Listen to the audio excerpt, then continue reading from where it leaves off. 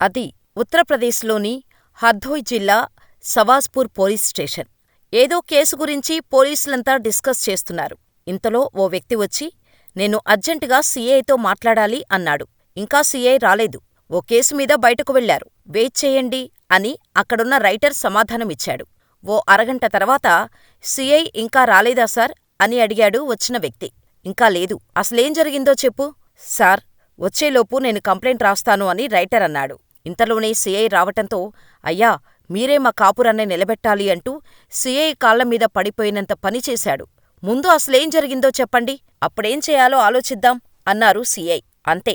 అతను చెప్పిన విషయం విని పోలీసులతో సహా కంప్లైంట్ ఇవ్వటానికి వచ్చినవారు సైతం ఆశ్చర్యపోయారు. భార్యలు ఇలా కూడా ఉంటారా అని తలలు పట్టుకున్నారు. ఇంతకీ పోలీసులనే ఆశ్చర్యపరిచేలా ఏం జరిగింది?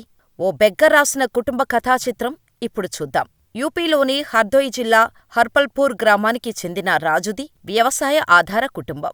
ఉన్న కొద్ది పొలంలో పంటలు పండిస్తూ గేదెలు, ఆవులు పెంచేవాడు.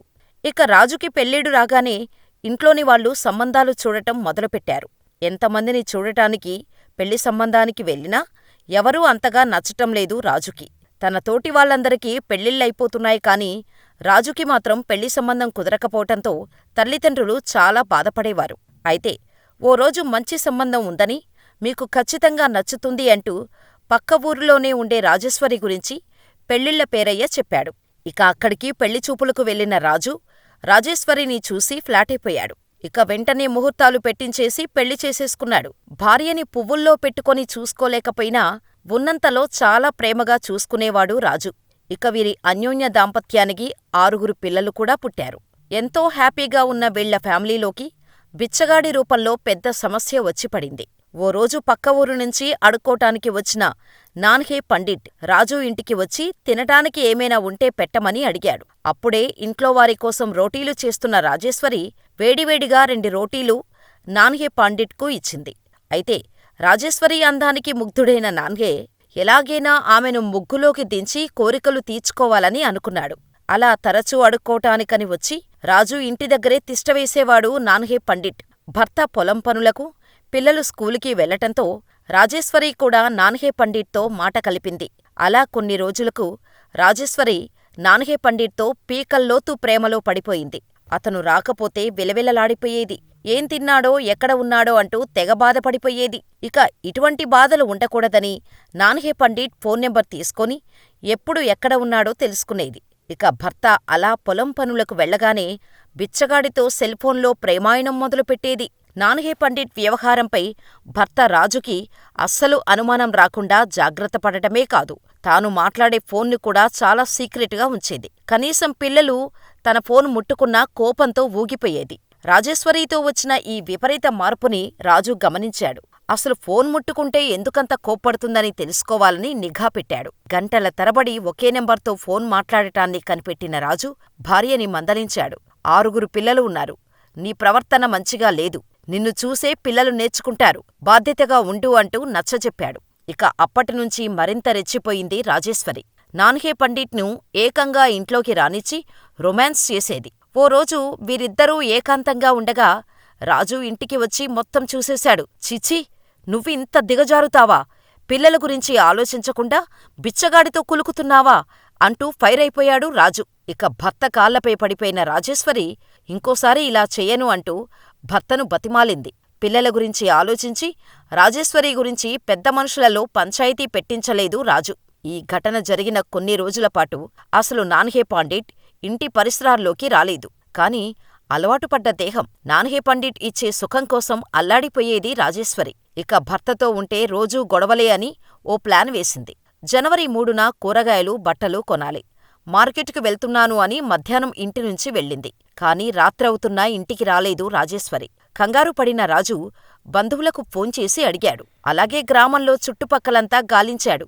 ఎక్కడా ఆమె ఆచూకీ దొరకలేదు. ఇక ఆ రోజు నైటు పిల్లల కోసం రోటీలు చేసి పెట్టి వారిని పడుకోబెట్టాడు రాజు. కాని అతనికి మాత్రం రాత్రంతా నిద్రే రాలేదు. భార్య ఎక్కడకు వెళ్ళిపోయింది, ఏమైపోయింది అనే ఆలోచనలో రాత్రంతా గడిపాడు. అయితే సడన్ గా ఏదో గుర్తుకు వచ్చి బీరువా ఓపెన్ చేసిన రాజుకి మైండ్ బ్లాంక్ అయిపోయింది. గేదెను అమ్మగా వచ్చిన దాదాపు 90,000 రూపాయలు కనిపించలేదు.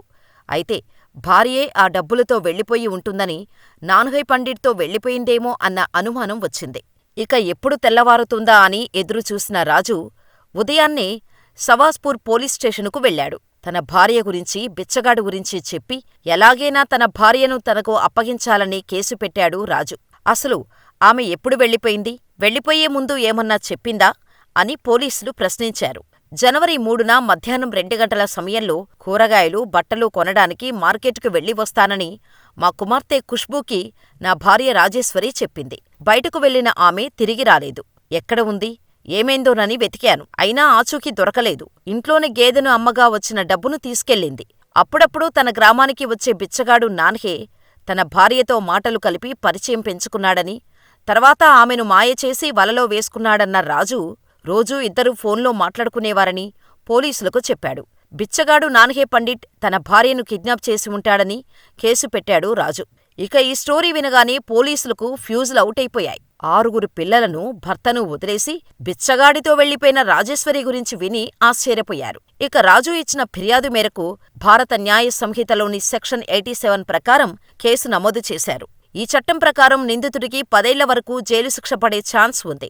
ఇక రాజేశ్వరి, నాన్హే గురించి గాలింపు చర్యలు మొదలుపెట్టినా ఇద్దరి ఫోన్లు స్విచ్ ఆఫ్ రావటంతో అసలు ఎక్కడికి వెళ్లిపోయారో పోలీసులకు ఎటువంటి లీడు దొరకటం లేదు. ప్రస్తుతం ఈ విషయం స్థానికంగా హాట్ టాపిక్గా మారింది. 6 పిల్లల్ని వదిలేసి బిచ్చగాడితో వెళ్లిపోవడమేంటని ప్రజలందరూ చర్చించుకుంటున్నారు.